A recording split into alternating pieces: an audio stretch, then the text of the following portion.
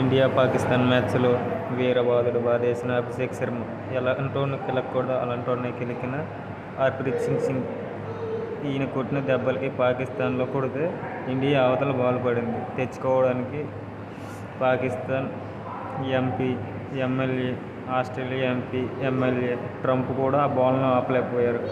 మొత్తానికి పాకిస్తాన్ ఉన్న ప్రధానమంత్రి మోడీ గారి దగ్గరికి వచ్చి ఆ బాల్ ఇవ్వండి అని చెప్పారు. అప్పుడు గారు తెలియలేదు ఇండియా అంటే ఏంటో. 167 రన్ల టార్గెట్తో బరిలోకి దిగిన పాకిస్తాన్ ఆల్అవుట్ అయిపోయింది 5 రన్లకి.